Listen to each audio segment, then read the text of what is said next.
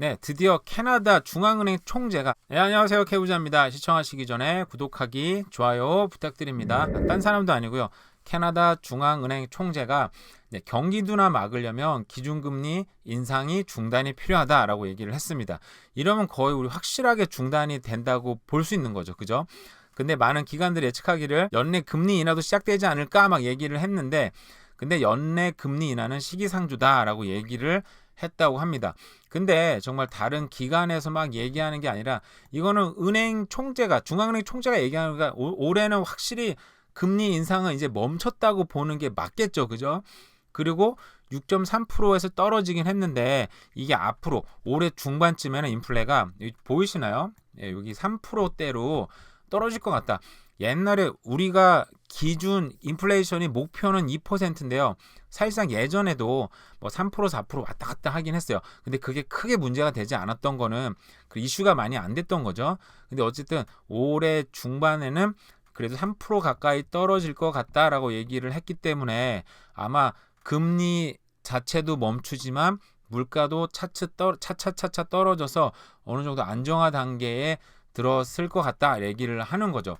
그러다 보니까 오늘 지표가 나온 건데요. 미국도 마찬가지였는데 경제계 예상보다 지금 일자리가 1월 달에 이거는 예측한 사람들이 잘못한 거 아닌가 이거 1월 달에만 15만 개가 증가를 했고요. 실업률도 지금 5%면 굉장히 사실 좋은 거라고 보기는 봐야 되겠죠. 그죠?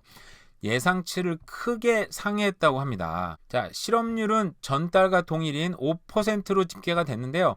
지난 6월달, 7월달에 역대 최저치 기록인 4.9%에 근접하는 수치가 나왔다고요. 그럼 이거는 사실은 완전 고용인 뭐 1%, 2%대는 아니지만 사실상 캐나다 와이드가 5% 나오는 경우는 정말 지금 일자리가 굉장히 부족하기도 하고, 그죠? 굉장히 일자리 만약에 정말 원한다면 일은 정말 쉽게 구할 수 있는 상황이긴 한 거예요. 그 민간인 부분 일자리가 13만 2천 개가 늘었고요. 특히 건설 부분, 제가 아는 분도 지금 목수리를 하는데 일자리가 지금 엄청 부족하다고 합니다. 뭐 식품 부분, 정보 문화, 레크레이션 부분, 과학기술 정말 많은 쪽에서 일자리가 필요하고요. 제가 특히 일하고 있는 헬스케어 쪽은 사람이 늘 없습니다. 어제도 뉴스 보니까 지금 그죠? 지금 사이키 널스들이 지금 너무 부족하다고, 도대체 어떻게 할지 모르겠다고 얘기가 막 나오고 있는데 실제로 부족한 일자리가 많다 보니까 지금 또 미국이랑 사실 저희가 보면 캐나다가 얼추 비슷하게 가는 부분이 있는데 미국보다 제가 볼 때는 캐나다가 조금 빠르게 움직이는 것 같아요. 미국에서 이게 나왔습니다. 자, 미국 경제 침체 대신 경기 반등도 가능하다. 그러니까 이게 연착륙을 하려다 준비를 했는데 착륙은커녕 착륙하려다 말다가 갑자기 다시 지금 경기가 막 올라가 버린다라고 얘기를 하는 거예요. 왜냐하면 고용 호황 그리고 집값이 경착륙이 될 것도 걱정 많이 했었었는데 지금 집값이 생각보다 지금 시원하게 안 떨어지죠. 그냥 어느 정도 안정된 상태로 가고 있고, 여기다가 금리는 지금 더 이상 상승하지 않고 멈췄고, 그죠? 일자리가 막 늘어나고 있고 이러다 보니까 착륙을 하려고 지금 바퀴를 내리기도 전에 다시 지금 상승하려고 준비를 하고 있습니다, 여러분. 이게 지금 미국도 얘기가 나오고 있는데 제가 볼 땐 캐나다도 거의 비슷하게 지금 경기가 지금 진행이 되고 있는 것뿐만 아니라 이렇게 되면 제가 요번에 그 렌트를 줬잖아요. 네, 사실상 그렇게 작은 콘도에 아무리 역세권이긴 하지만 제가 메시지를 한 40개 넘게 받았거든요. 그래서 한 15개 이후로는 제가 답장도 못했어요. 그래서 됐는데 그리고 생각이 드는 거죠. 야, 지금 2,000불 넘게 방 하나, 거기서 제가 낸 거에 방 하나만 더 생기면 렌트가 2,100, 2,200불 넘어갑니다, 사실은. 근데 그 정도 렌트를 낼 거면은 차라리 집을 사는 게 낫지 않나? 라는 생각도 사실 많이 드는 거죠. 그러니까 이 집을 정말 렌트를 못 하다 보니까 첫 구매하는 사람들은 차라리 집을 사는 게 나을 수도 있어요.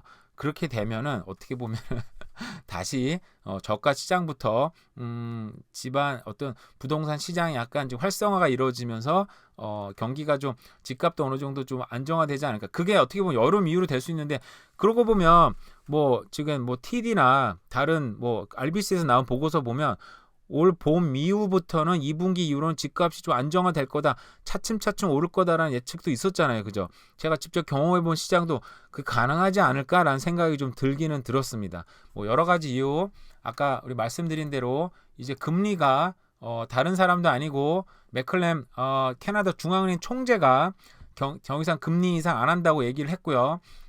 그러고 일자리는 15만 개. 이건 예측한 사람이 잘못한 것 같아요. 어쨌든 15만 개가 또 빡 증가가 했고요. 그죠? 그리고 미국에서는 또 이 경기 침체는커녕 지금 다시 또 경기 호황이 아니래. 뭐라고 표현했죠, 지금? 오히려 경제 성장이 좀 예측이 되고 있다라는 얘기도 나오고 있습니다. 이런 세 가지를 종합해서 볼 때 캐나다도 어느 정도 비슷하게 가지 않을까. 이게 연착륙보다는 다시 또 경제 상승과 함께 일어나는 부동산 가격 상승이 저의 희망과 함께 이루어지지 않을까라는 생각을 좀 해봤는데요. 어쨌든 이런 것도 한번 고려를 해보시고 앞으로 또 부동산을 구매를 할지 또 고민하시는 분들은 이런 부분도 생각을 하시면 것 같습니다. 오늘 하루가 많이 남았습니다. 좋은 하루 보내시기 바랍니다. 네, 안녕하세요, K부자입니다. 시청하시기 전에 구독하기, 좋아요, 그리고 알람 설정까지 부탁드립니다. 영국 옥스퍼드 이코노믹에서 캐나다 집값이 지금 절반 정도밖에 떨어지지 않았다라는 보고서를 냈고요. 최대 48%, 그러니까 지금까지 한 15% 떨어졌으니까 최대 추가로 30%가 더 떨어질 수 있다는 보고서를 내놨습니다. 영국에서 캐나다 집값을 굉장히 좀 주의 깊게 보고 있는 것 같아요. 자, 어떤 내용인지 한번 보도록 하겠습니다. 저의 의역과 더불어서 보도록 하겠습니다. 이제 봄이 지금 거의 다가왔는데, 자, 뱅크 오브 캐나다에서는 기준금리를 지금은 멈출 수 있을 것 같고, 그래서 이 집값이 이제 바닥을 친 거 아니냐라는 희망이 뭉게뭉게 막 솟아오르고 있는데, 이런 과정 가운데 영국 옥스퍼드 이코노믹에서는 자, 지금까지 작년 피크 대비로 14% 떨어졌다. 평균 집값 얘기하는 거죠. 근데 앞으로 16% 올해 중반까지 떨어질 수 있고, 그래서 최대한 피크 대비 30% 떨어질 수 있다라고 지금 경고를 내놨습니다. 근데 지역에 따라서는 최대 33%, 34% 떨어질 수 있다라고 얘기했는데요. 그 더 떨어지는 지역이 온타리오주에, 여기는 캐치너, 캠브리지, 워털루 지역 같은 경우는 최대 낙폭이 33.6%에서 36%가 더 떨어질 수 있고요. 다행히 웨스턴 지역은 조금 덜하다고 합니다. 캘거리라든지 리자이나 같은 데는 11.8%, 10.8%를 예상을 했습니다. 자, 그래프를 한번 보도록 할게요. 그래프 굉장히 복잡하죠. 글씨가 좀 작아 보일 텐데, 어쨌든 캐나다 전역으로는 피크 대비 한 33% 더 떨어질 수 있고, 보면은 온타리오 지역이 평균보다 더 많이 떨어지고 있고요. 가장 그나마 떨어지지만 그래도 가장 좋은 쪽은 캘거리, 리자이나 이런 지역이 가장 좋을 수 있다. 근데 여기 빨간 점선 보이세요? 빨간 별처럼 보이는 것들, 이게 이제 최악의 경우에 이렇게 떨어질 수 있다라고 얘기를 하고 있는데요. 최악의 경우에는 40% 가까이 떨어지는 지역, 특히나 동부 지역을 많이 이렇게 온타리오주 지역을 많이 예상을 해놨습니다. 이게 만약 글로벌 체인이 좀 더 빠르게 회복이 되고 인플레이션이 좀 더 그러니까 좋아진다면, 이게 최대 낙폭으로는 그래도 27%까지는 줄어들 수 있다. 아까만 거의 40% 가까이 됐었잖아요, 그죠? 근데 좀 약해지면 27%까지는 그래도 가능할 수 있다라고 예측을 해놨고요. 전체 지가 그래프가 있는데요. 지금 현 시점이 여기 있습니다. 우리가 여기 있는데, 가장 좋은 시나리오는 올해 봄에 올 봄 지나서 여름쯤에 바텀을 치고 올라오는 거. 제가 저번에 이런 거를 좀 기사 난 걸 소개했다가 비판하신 분들이 많이 있었습니다. 댓글 좋습니다. 비판도 좋고, 욕만 안 쓰시면, 빈정거리지만 않으면 어떤 댓글도 참 좋으니까 많이 달아주시기 바라고요. 그리고 이제 평균은 아마 이렇게 될 거다. 아마 특별한 반등 없이 내년까지 쭉 끌고 2024년까지 거의 약간 횡보하는 게 아마 이제 베이스라인, 이게 아마 기본적인 거 될 거고요. 근데 최악의 경우에는 최고치에서 가장 비싼 피크에서 가장 하락폭까지 48%가 떨어지는 게 최악의 시나리오입니다. 근데 이게 2024년까지, 그러니까 올해 내내 떨어지다가 2024년 4분기야, 내년 후반기야 돼야 바닥을 칠 것 같다라는 게 최악의 시나리오입니다. 어떤 시나리오든 간에 지금 housing is leading economy into recession. 집값이 경제를 지금 침체를 이끌고 있다라고 얘기했어요. 아까 그래프 보시면 가장 좋은 시나리오도 올해 3분기에야 겨우 바텀을 치고요. 최악의 시나리오는 2014년 4분기야. 그때 바닥을 치기 때문에 어떤 시나리오를 돌려보든 경제가 침체는 왔다 분명히 얘기를 했고요. 그게 지역에 따라서는 지금 15% 정도 떨어졌다고 가정해 보면 앞으로 30%가 더 추가로 하락할 가능성도 있다라고 예측을 많이 했습니다. 이 옥스퍼드는 캐나다 GDP도 올해는 2023년에는 마이너스 1.3%가 떨어질 거다라고 얘기를 했고 거기에 기초를 해서 집값은 30%더 추가할 가능성도 있고 그리고 만약에 최악의 경우에는 거의 cut in half 절반 거의 40% 이상 후려치는 거죠. 그러니까 10% 떨어지 15% 떨어지고 거기다가 35%더 떨어지면 거의 절반으로 떨어질 거다라고 예측을 했습니다. 물론 이거 최악의 시나리오이기 때문에 꼭 이렇게 일어난다는 보장은 없습니다. 근거를 들기를 지금 미국에 관련된 근거를 들었었는데요. 미국 잡이 캐나다 마찬가지고 그 예상보다 잡이 너무 많이 생겼잖아요. 뭐 예측보다 30배가 더 생겼다는데 그 예측한 사람이 잘못했다고 생각이 드는데 어쨌든 그 우리가 그 이코노미 여기서 예상한 거는 기준금리가 이제 멈출 거다 대부분 예측을 하고 있는데 저도 희망하는 바입니다만 잡이 너무 많이 생겼고 경제가 아직도 생각보다 좀 견고한 부분이 있다 보니까 금리를 더 올릴 수 있다라고 얘기를 하고 있어요. 금리가 더 올리면 고통이 더 심해지겠죠. 그런 예를 들면서 지금 경제가 그러면서 집값은 더 추가할 가능성이 있다라고 예측을 했습니다. 부동산 밴쿠버에서 나온 기사인데요. 1월 캐나다 주택 판매량이 2009년 이래 최저라고 합니다. 네, 이거는 캐나다 부동산 협회가 발표한 보고서에 의해서 기사가 작성이 됐습니다. 그래프를 보도록 하겠습니다. 그래프를 보는 게 가장 쉽죠. 자, monthly home sale은 지금 팬데믹 때 완전 바닥을 쳤다가 완전 미친 듯이 올랐다가 지금 다시 또 평균보다 굉장히 많이 하락한 지금 그걸 보이고 있죠. 이 수준은 사실 2009년도 우리 금융위기가 왔었던 2009년도에 지금 준하는 지금 급감한 판매량을 보이고 있습니다. 사실은 집값이 떨어지든 올라가든 집이 거래가 활성화가 돼야 부동산 협회는 돈을 버는 거 아니겠습니까? 그죠? 이게 가장 큰 문제라고 볼 거예요. 집값이 떨어지는 것도 문제가 아니고 집값이 올라가는 것도 문제가 아니고 사실상 부동산 협회는 지금 거래량에 지금 폭망하고 있다라는 거에 지금 가장 고통받고 있는 단체라고 생각이 듭니다. 어쨌든 전년 대비 37.1%가 하락했다고 합니다. 이거 굉장히 많이 떨어진 거죠. 지금 부동산 하신 분들 굉장히 고통이 심하지 않을까. 부동산은 근데 사실상 거래가 되면서 뭐 그 부동산 중개인뿐만 아니라 뭐 집에 관련된 뭐 리모델링 하시는 분들, 전자제품들 그리고 뭐 이사를 하는 뭐 정말 사실은 부동산에 관련된 이 경제가 굉장히 많이 연관이 되어 있습니다. 이 경제 자체가 부동산 거래가 안 되면서 경제 자체가 지금 굉장히 하락하고 아까 지금 그 이코노믹 얘기한 거 비슷하네요, 그죠? 경제 자체가 지금 하락하고 있는 그런 상황이 되고 있습니다. 자, 레지던스 에버리지 프라이스도 캐나다 전체는 17% 작년 대비해서 17% 가까이 떨어진 상태고요. BC주가 제일 많이 떨어져 있네요. 온타리오주하고. 그죠? 물론 많이 올랐으니까 그만큼 떨어지기도 했고요. 대서양주들은 그래도 좀 오른 상태지만 어쨌든 너무 많이 떨어진 지역들이 평균을 다 깎아서 평균으로는 거의 뭐 17, 18% 되는 것 같습니다. 자, 새로 등록되는 매물수가 자, 200년 이래 기사 잘 된 거 맞죠? 200년 이래 가장 낮은 수준을 기록 중이다. 자, 수개월 내에 매물이 증가하면서 봄 되면 매물이 증가하겠죠. 그래서 구매자들의 선택의 폭이 넓어질 것으로 기대하고 있다. 네, 당연히 지금 바이어스 마켓으로 넘어오고 있다는 거죠. 근데 문제는 지금 모기지 자격을 갖추는 게 지금 너무 힘들어요. 저도 정말 이렇게 모기지 못 받기는 뭐 저 처음 경험해봐서 굉장히 힘들었었는데 어쨌든 근데 중앙금리가 이제 안정이 된다면 안정이 안 된다는 말도 많이 있죠.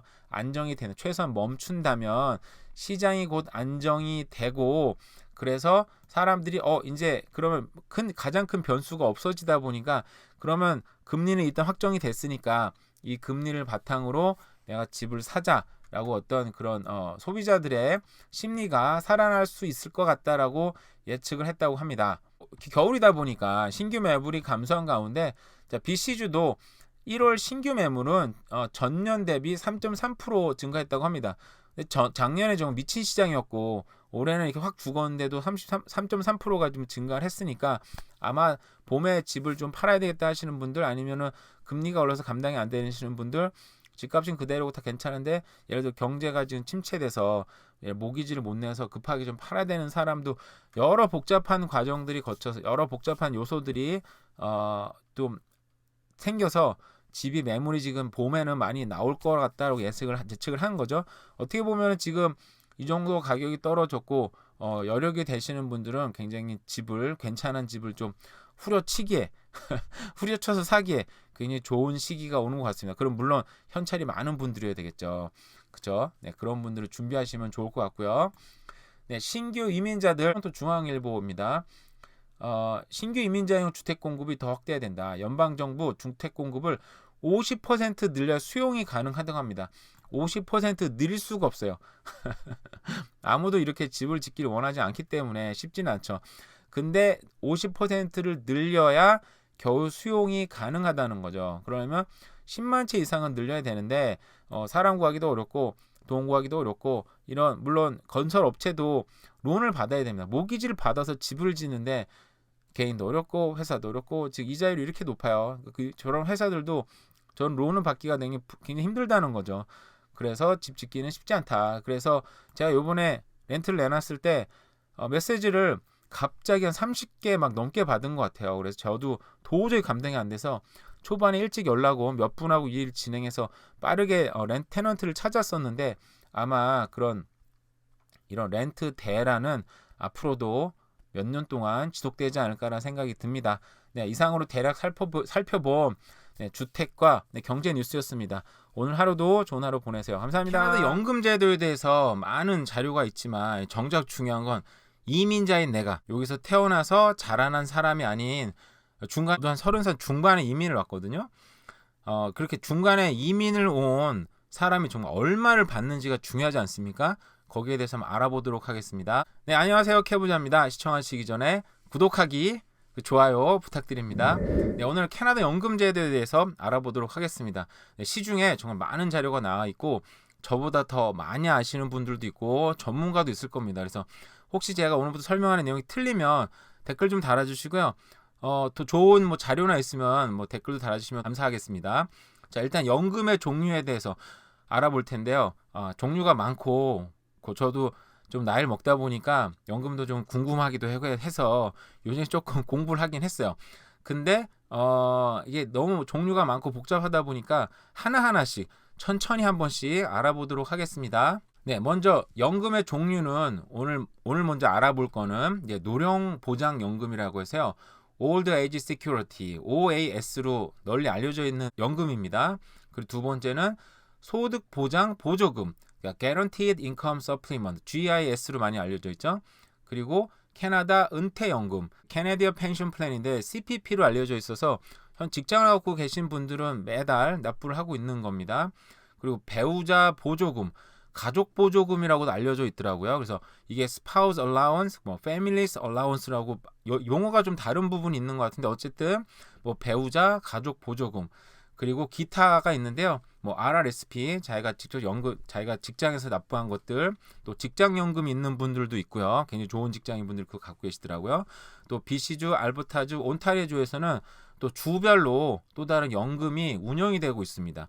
여기에 대해서 내용이 너무 많고 복잡하다 보니까 하나하나씩 우리 공부하는 시간을 이제 매일 갖도록 하겠습니다.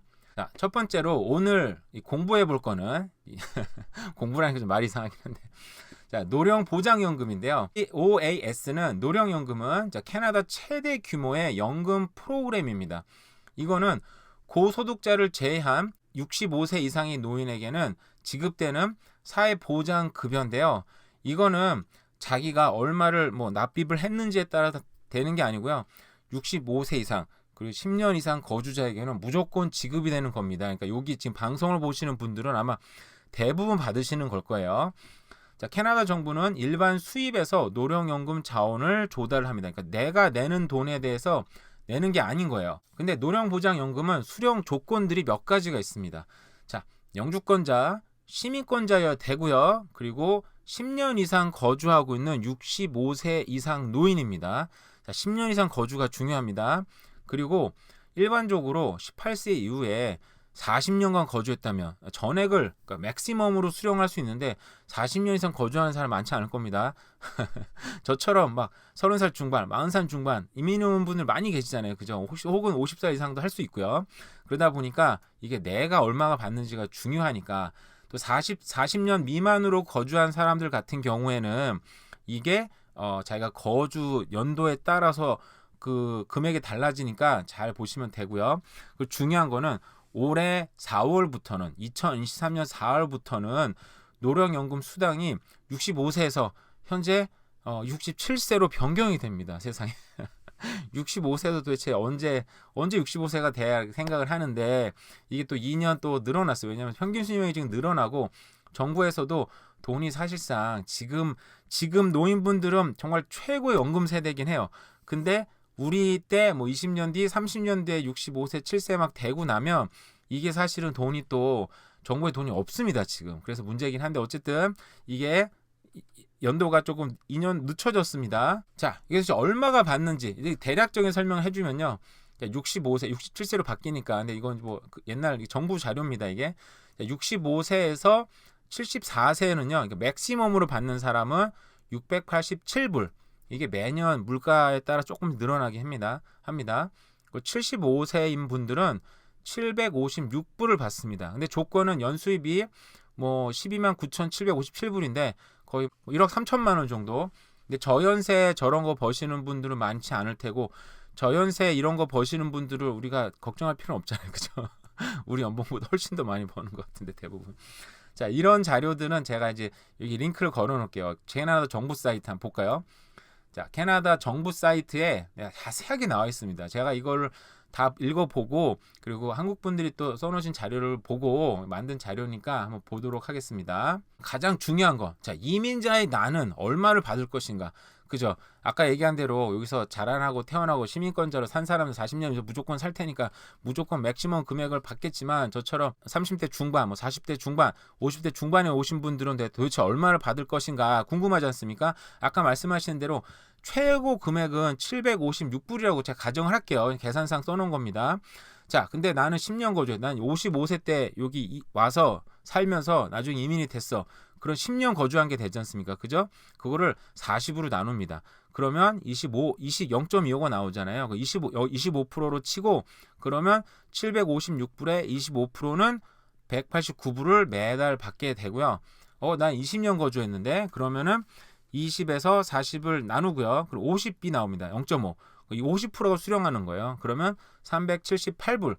30년 거주했다. 그럼 75%를 수령합니다. 그러면 567불을 수령합니다. 그러니까 여러분들이 지금 언제 여기 이사를 왔는지 캐나다에 왔는지 그리고 이제 67세로 늘어났으니까 67세까지 내가 몇 년을 사는지 계산을 해보시면 난 30년 나오네, 나는 40년 풀로 채우네, 나는 20년 나오네. 이게 계산 나오지 않습니까? 그죠?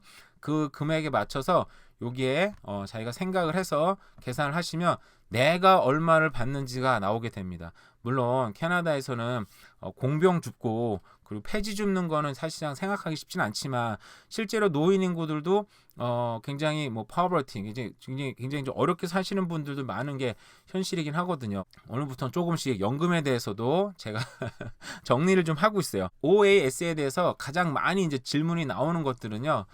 자, 여기는 자기가 돈을 얼마를 납입했냐에 따른 게 아니고요. 이게 도대체 무언가요? 그럼 18세 이후에 캐나다 거주한 연도수를 따져서 65세, 67세죠. 이제는 67세 이상 노인분들에게는 무조건 지급되는 연금입니다. 그러니까 꼭 자기가 받아가야 되는 거죠. 근데 따로 신청을 해야 되나요? 알아서 주나요? 자, OAS는 저절로 지급되는 게 아닙니다. 그러니까 자녀분들이 아니면 주변 분들이 뭐 이렇게 좀 65세 이상 된다 그러면 챙겨서 6개월 전에 신청을 해야 됩니다. 자, 너무 늦게 신청하면요. 11개월까지만 소급해서 받을 수 있다고 합니다. 그러니까 1년 늦게 했다. 그럼 1개월어치는 못 받는 거예요. 그죠? 그러니까 65세 되기 전에 그 전에 미리미리 잘 모르시면 주변 분들에게 또 얘기해서 한번 하면 되고요. 제가 이걸 어떻게 한번 어플라이 하는지도 한번 나중에 한번 찾아보도록 하겠습니다. 자, 어떤 서류를 준비해야 되나요? 자, 여기 태어나신 분, 우리는 시티즌이 아니니까 이게 필요가 없잖아요. 그죠? 자, 이민 관련 서류를 준비하셔야 되고요. 그 18세 이후에 캐나다에 지속적으로 거주하지 않았을 경우에는 여건이 또 필요하고요. 캐나다 거주 기간을 증빙하기 위해서는 CPP 납부 내역, 항공, 버스표, 종교 지도자 혹은 고용주의 편지, 학원 문서, 공문서 등을 제출할 수 있습니다. 이건 개인마다 굉장히 상이하기 때문에 사실상 서비스 캐나다에 가서 문의를 하시고 내가 뭐가 필요한지를 정확하게 해야 됩니다. 사실 저도 전문가는 아니다 보니까 제가 공부한 거로 이제 만들었는데요. 여러분들도 더 좋은 의견이 있으면 댓글을 좀 달아주시고요. 저 다 아시는 분들도 댓글을 좀 달아주세요. 자, 연금은 어떻게 계산되나요? 제가 방금 말씀드린 거죠.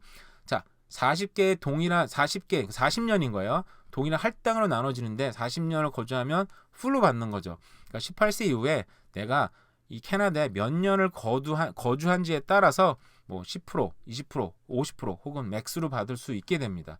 네, 이상으로 우리가 또 간단하게 살펴본 노령 보장 연금에 대해서 우리가 알아봤는데요. 여러분들도 좀 저도 이제 요즘에 참 연금에 대해서 관심이 많이 생기고 나의 노후는 어떨까? 내가 언제 은퇴할 수 있지? 뭐 여러 가지 생각이 많이 들긴 하는데요. 이렇게 기본적인 우리가 연금에 대해서 공부를 하고 확실히 알고 기본 상식으로 우리가 늙어서 우리가 공병 줍지 말고 폐주 줍지 않기 위해서는 뭐 부동산을 사서 그런 패시브 인컴 만드는 것도 중요한데 내가 연금을 얼마를 받을 수 있나 정확하게 아는 것도 참 중요한 사실인 것 같습니다. 네, 그럼 오늘 하루도 잘 보내세요. 감사합니다.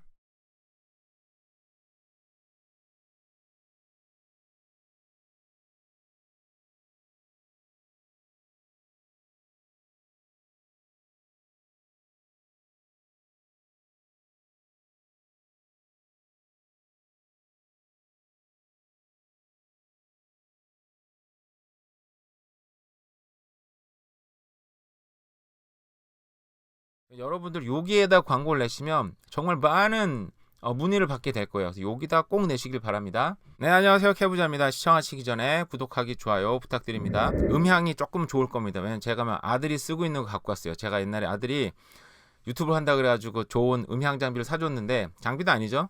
근데 그걸 안 쓰고 있더라고요. 근데 예전에 하긴 했어요. 근데 재미를 못 보고 관두게 됐는데 여전히 지금 하라고 지금 맨날 지금 푸시를 하고 있습니다. 어쨌든 이 음질이 좀 좋은 것 같아요 보니까. 네, 오늘은 제가 정말 이것 때문에 막 잠을 못 자고 막 엄청 스트레스 받았었는데 제가 어떻게 정말 강아지 고생 끝에 작은 콘도를 구매를 하게 됐잖아요. 근데 여기서 지금 제가 그래도 정말 문제가 첩첩산중인데 그나마 결국 키를 받아냈고 결국 테넌트를 찾아냈습니다. 물론 마무리 작업까지는 되지 않은 상황이지만 제가 일단 보증금도 받았고 정말 신분이 너무 확실하기 때문에 제가 지금 걱정을 하고 있는 상태는 아니에요. 근데 어떻게 이렇게 빨리 찾을 수 있었는지 저도 생각보다 너무 빨리 찾게 돼가지고 너무 기분이 좀 좋은 부분이 있죠. 다행히 당장 지금 또 해결해야 될 문제도 있긴 있지만 그래서 제가 어떤 과정을 찾게 됐는지를 한번 설명해 드릴게요. 여러 곳에다 광고를 내봤고 해봤는데 여기가 정말 최고입니다. 자, 먼저 제가 냈던 곳은 이제 rentals.ca 그리고 craigslist 그리고 rentalfast. 이건 제가 지금 캘거리에서 많이 썼던 건데 그리고 우리가 또 가장 유명한 벤조선. 제가 카페들에는 올리지 않았어요. 카페에는 제가 볼 때는 수요가 이렇게 뭐 쉐어 이런 거 있잖아요. 이렇게 뭐 500불, 1000불 이 정도는 가능은 한데 막 1900, 2000불짜리는 제가 볼 땐 카페에는 별로 그렇게 될 것 같지 않아서 거긴 일단 올리지는 않았고요. 그리고 페이스북에 올렸는 페이스북에는 마켓플레이스인데요. 하나하나 제가 한번 설명을 한번 해보도록 할게요. 자, rental.ca는요. 여기 아까 보여드렸던 여기 렌탈 페스트처럼 시스템이 굉장히 잘 돼 있습니다. 그리고 근데 제가 문제가 뭐냐면 여기는 돈을 좀 내라 그러더라고요. 초반에는. 그래서 뭐 돈을 내면 많이 노출된다. 그래서 돈을 안 내고 무료로 등록을 했죠. 그랬더니 이게 당장 등록이 안 되더라고요. 한 하루 이틀 지났던 것 같아요. 그때부터 좀 되니까 여기서도 근데 돈을 내지 않더라도 꽤 뭐 문의가 대충 들어왔습니다. 여기도 제 물건을 이제 디세이블 시켜놔가지고 돼 있지는 않은데 요 위치였거든요. 여기 제가 이미 이제 디세이블 시켜놔서 여기는 없어졌어요. 근데 다른 물건들은 그대로 남아 있네요. 여기도 보면은 뭐 굉장히 세련되고 사진도 크게 원래 사진이 좀 큼직큼직하게 잘 올라야 사람들이 좀 호감을 확 느끼는데 여기도 굉장히 뭐 나름대로 잘 되어 있는 사이트입니다. 렌털.ca도 무료로 올려도 되게 괜찮은 사이트. 네, 뭐 보이시죠? 렌털.ca. 자, 그리고 크레이글리스트입니다. 사실 크레이글리스트가 무료예요. 무료고 사람들이 가장 많이 이용하는 거긴 해요. 근데 제가 볼 때도 크레이글리스트는 가격대가 조금 낮은 것 같긴 해요. 개인적인 느낌입니다. 그냥 써본 느낌이에요. 근데 여기도 일단은 뭐 물건이 근데 가장 많이 있고 여기 통해서도 문의가 왔었었는데 여기는 뭐 구체적으로 문의는 와가지고 뭐 직접적으로 방을 보러 온다든지 여기까지도 이어지지는 않았어요. 근데 물건에 대한 문의는 이쪽도 꽤 많이 온다. 여기도 지금 많이 생각해 보니까 제 거를 지금 안 올려놨네요. 여기 안 지워놨네. 이쪽은 생각해 보니까 말 지워야 되겠다. 근데 여기는 문제가 뭐냐면 지금 제가 올려놓은 거보다 제가 1900불이 올려놨잖아요. 근데 여기는 1700불짜리도 있네요. 세상에. 그러니까 제가 지금 뭐 어떻게 보면 되게 잘 받은 거죠. 그죠? 1700불짜리도 올라와 있고 아까 보니까 사실 제가 보니까 저랑 똑같은 물건인데 어떤 분은 1650불에도 했더라고요. 보니까. 그래서 물론 정말 이렇게 발품 팔고 막 하면 되겠죠. 근데 문제는 이렇게 싸게 나온 것들 있잖아요. 이 싸게 나온 것들은 정말 문의가 아마 폭주할 겁니다. 저도 1900불이어가지고 사실은 이게 잘 될까? 솔직히 이게 1900불을 내고 이 스튜디오룸에 들어온다는 것 자체가 근데 제가 살려면 정말 제가 목이 정말 날아갈 막 입장이었기 때문에 저도 어쩔 수 없이 그렇게 내놔야 되는 입장이긴 했어요. 근데 시장 분위기가 1900불이 내놔도 되긴 되겠네 그런 생각은 들긴 들었죠. 저도 정말 이 목이 막 날아가냐 마냐 이런 상황이었기 때문에 어차피 내놨는데 1700불은 그래도 조금 여유 있는 분들이 내놓은 것 같기는 하고요. 만약에 싼 렌트를 구하시는 분들은 이런 걸 찾으면 싸게 나와요. 200불이나 싸게 나왔고 어떤 분들은 300불 싸게 들어가는 것도 있어요. 근데 아마 이 사람은 지금 정말 문의가 폭주할 거예요. 그래서 이거 들어가는 것 자체가 굉장히 쉽지 않다. 그리고 렌탈 페스터입니다. 캘거리 있을 때는 렌탈 페스터 많이 내서 굉장히 많이 문의를 받고 좋은 테넌트를 찾게 됐어요. 근데 여기 같은 경우는 문제가 50불을 냅니다. 문제는 아니에요. 50불을 내서 1900불 테넌트 찾으면 굉장한 이익인 거죠. 그죠? 그리고 이 50불 낸 거는 텍스에서 공제가 됩니다. 그래서 크게 부담은 갖지 않고 했는데 여기 저도 렌트아웃 시켜놔가지고 이미 매물이 없어졌네요. 여기는 예전에는 딱 놔둬도 여기 렌트아웃 됐다고 표시가 됐었는데 렌트가 나갔어요. 근데 여기는 일단 50불을 내기 때문에 여기서도 렌털 페스트도 노출이 굉장히 많이 됐습니다. 그 며칠 사이에 거의 200건 가까이 사람들이 클릭을 했어요. 그래서 굉장히 이것도 이펙티브한 하지만 렌털.ca나 뭐 크레이글리스트가 있다 보니까 밴쿠버에서는 이게 크게 뭐 꼭 할 필요는 없겠다는 생각이 들더라고요. 일단 50불 아낄 수 있고요. 자, 그리고 벤조선입니다.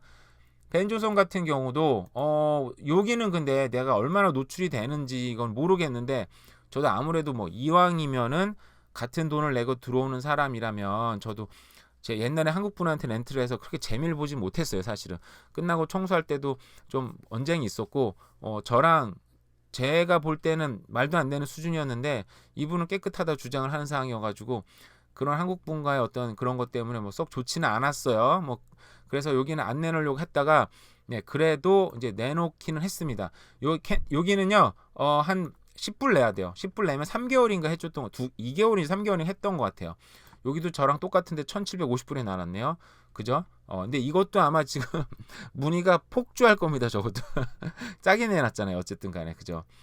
그래서 여기는 제가 볼 때는 렌트아웃으로 표시가 되더라고요. 제가 렌트아웃 해갔다고 했는데 또 소리 난다. 이 소리 맨날 다들 아시죠? 이 소리?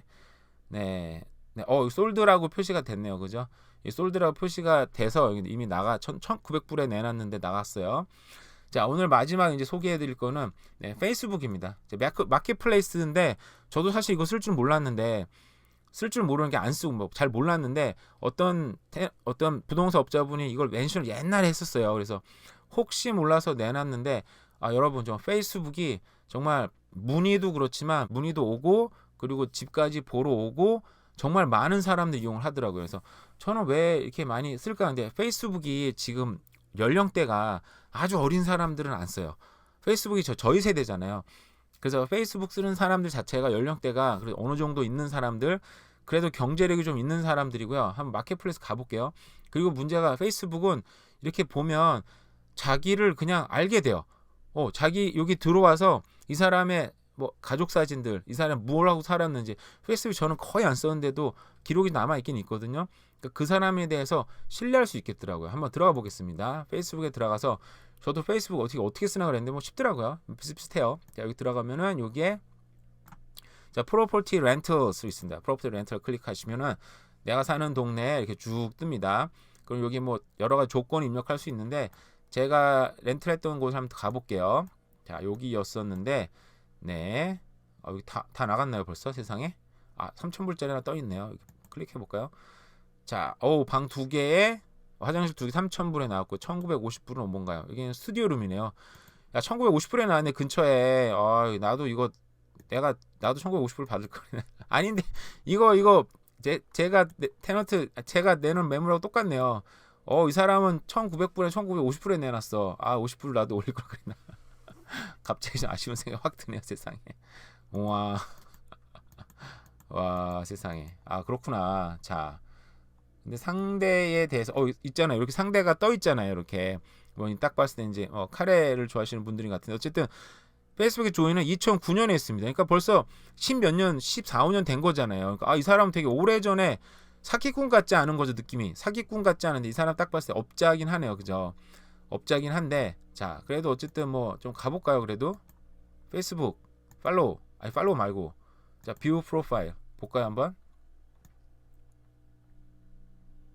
짜자잔. 뭐 이 사람들 프렌드가 주르륵 있대요. 이 사람 일단은 사기꾼 일단 인도 사람이어서 저는 안 하겠지만 일단 사기꾼 같지 않은 느낌이 들지 않습니까? 그죠? 물론 이 사람은 이제 업자다 보니 이렇게 떴는데 만약에 제 거로 만약에 봤다 손 치자면 만약 이 사람이 이제 그래서 제 걸 봤을 때 이렇게 제가 어제 이제 올리기 시작했어요. 저의 뭐 어떤 일한 경력들, 이 직장 동료들 쭉 뜹니다. 그죠? 그 쭉 뜨다 보니까 이 사람에 대해서는 어떻게 보면 좀 굉장히 제 일할 때 뭐 찍었던 사진들 뭐 그잖아요. 뭐 쟤네 밴쿠버 이사 와서 찍었던 사진 이런 사진을 쭉 봤을 때 이 사람은 리얼 퍼슨이구나. 가짜가 아니구나. 밴쿠버에서 이사 오는 장면도 이렇게 찍어 놓고 그래서 굉장한 어떤 신뢰를 주는 그런 것 같아요. 그래서 이 테넌트를 찾는 분들이나 아니면 렌트를 찾는 분도 이 집주인이 정상적인 사람인지 아닌지 굉장히 궁금하잖아요. 그죠? 그래서 이게 마켓플레이스가 제가 볼 때는 굉장히 강력한 플랫폼인 것 같아요. 그래서 테넌트를 찾든 내가 렌트를 찾든 그래서 마켓플레이스가 굉장히 좀 신뢰할 만한 그런 플랫폼이 아닌가. 리브스 인 캘거리 아직도 안 바꿔놨네. 이게 바꿔놓고 정말 오랫동안 안 쓰다 보니까 아직도 저렇게 캘거리가 돼 있습니다. 바꿔야 될 것 같네 지금. 페이스북을 안 쓰다가 요즘에 페이스북 보면서 굉장한 좀 호감을 느꼈어요. 요즘에 다시 써야 되겠구나 생각이 들더라고요. 이게 우리 애기 사진들도 저렇게 애기 때 사진이 그냥 남아있긴 하네요. 어쨌든 오늘은 단 며칠 만에 1,900불 렌트를 구하는 과정을 간단하게 설명을 드렸는데요. 일단 뭐 또 하나의 팁은 제가 이제 한국 사람만 찾으려고 하지 말고 외국 사람도 이제 폭넓게 찾으면 정말 수요층이 많잖아요. 그래서 한국 사람만 찾으면 당연히 가격을 좀 떨어뜨려야 되겠지만 근데 이런 계약서나 이런 것들 사실은 구글 찾아보면 정말 많은 폼들이 있습니다. 그건 그냥 쓰시면 되잖아요. 그죠? 그리고 어렵지 않게 쓸 수 있으니까 그냥 한국 사람 꼭 고집하지 마시고 여러 인종들 다양하게 보시면 정말 많은 테넌트라 찾을 수도 있고 자기도 집주인 찾을 수 있다. 이상으로 마치도록 하겠습니다. 오늘 하루도 좋은 하루 보내세요. 감사합니다.